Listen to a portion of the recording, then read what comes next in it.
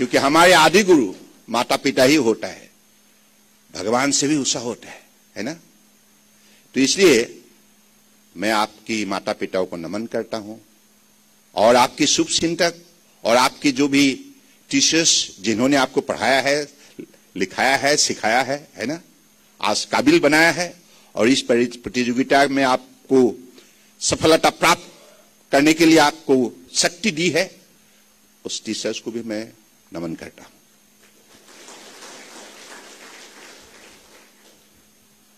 तो पिछले 10 साल के अंदर हमारे परम आदरणीय प्रधानमंत्री जी ने देश की 140 करोड़ जनता को साथ लेकर उन्होंने ये विकास यात्रा शुरू की थी 2014 में, और पिछले 10 साल में यात्रा कैसे सफल हुई आप लोग खुद अपने आंखों से देख रहे हैं और महसूस भी कर रहे हैं।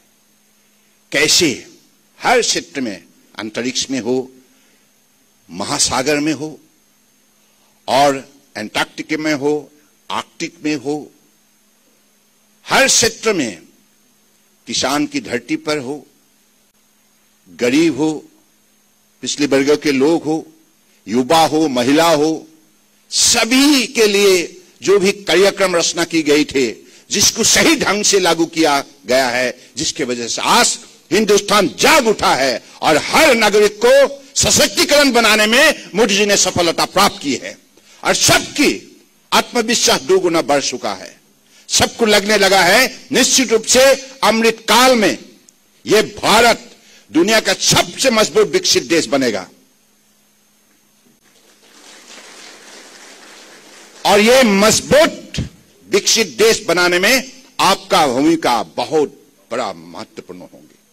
तो इसलिए मैं चाहता हूं कि आप इस सिस्टम में शामिल होने का बाद दिन रात आप बड़े निष्ठापूर्वक, बड़े ईमानदारी से, लगाव से, आप जुनून से आप काम कीजिएगा। अपने कर्मों को अपने जीवन का आदर्श बना के आप इसी में तन मन आत्माओं से जुड़ जाना होगा, तब जाके अपने जीवन को आप खूबसूरत से सजा सकते हैं और आनंद महसूस कर सकते हैं, हां मैंने हिंदुस्तान की भारतीय नागरिक होने के नाते मैं भारत माताओं को निष्ठापूर्वक सेवा की है। जैसे परम आदरणीय प्रधानमंत्री जी ने शुरुआत में कही, मैं प्रधानमंत्री के हिसाब से नहीं, प्रधान सेवक के रूप में देशवासियों को सेवा करने के लिए प्रतिबद्ध हूं, और वो काम करके दिखाया। मोदी जी की गारंटी है, जो गारंटी उन्होंने दी थी उसको पूरा किया है। और आप देखिए इस कार्यक्रम में, अलग अलग कार्यक्रम में, अगर कोई एलिजिबल सिटीजन है, अगर उनका नाम कहीं रुक गया है, उसको भी शामिल करने के लिए ये विकास यात्रा को जिस हिसाब से गांव गांव, शहर शहर, गली गली तक ले गए है, और आज देखिए लाखों करोड़ लोग इस यात्रा में शामिल हुई है और बड़े दिल से, और सबके मन में ये विश्वास जाग उठा है, हां मोदी जी कर सकता है, मोदी है तो मुमकिन है। So this is what the India has created history and also achieved a lot of milestone in different sector. आप देखिए, मैं एक छोटा सा नमूना, हो गया क्या टाइम, छोटा सा एक उदाहरण मैं देना चाहता हूं। आप देखिए हमारे जल मार्ग में ये जो रिवर क्रूज के सिलसिले में लोगों का कोई उम्मीद थे नहीं। लोगों को लगता था अगर रिवर क्रूज चल सकता है, सब यूरोप में हो सकता है, अमेरिका में हो सकता है, हिंदुस्तान में इसका कोई संभावना नहीं। लेकिन मुझे ने कहा नो, हिंदुस्तान में संपदा, संभावना और शक्ति जल मार्ग में बसा हुआ है। प्रभु ने हमें इतना जल मार्ग, इतना नदी उपहार के रूप में, हमें आशीर्वाद के रूप में दी है, इसका सही विकास होना चाहिए। तो इसलिए मोदी जी ने जलमार्ग के विकास के लिए जो निष्ठापूर्वक कार्यक्रम प्रस्तुत की, इसको लागू की गई है। इसके वजह से आज दुनिया में Guinness book of world record में अगर कीर्तिमान साबित करने में एक हमारे क्रूज ने सफलता प्राप्त की है, वो है MV Ganga Vilas from Banaras to Dibrugarh, world longest river cruise crossing the length of 3,200 kilometre. दुनिया में आज तक किसी ने, ना यूरोप ने किया ना अमेरिका ने किया, ये हिंदुस्तान ने करके दिखाया। आप सबको जान के खुशी होंगे। और एमवी गंगा विलास अगले 7 साल के लिए पूरा बुक हो गया है। वहां कोई एक भी जगह नहीं है। It is book by European and American for the next 7 years.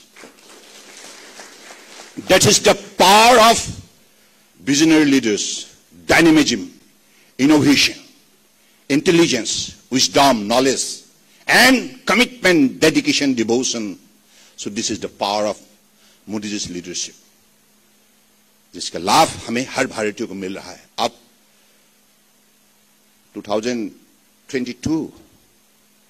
23 जनवरी 13 में बनारस से परम आदरणीय प्रधानमंत्री ने फ्लैग ऑफ की थी एमवी गंगा विलास की यात्रा को।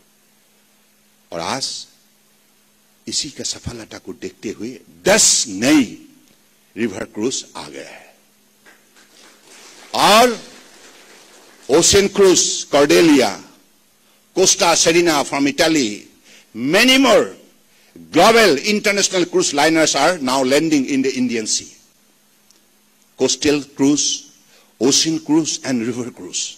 This is the most potential zone for the development of tourism and also creating ecosystem for the income generation for the youngster, for the young generation.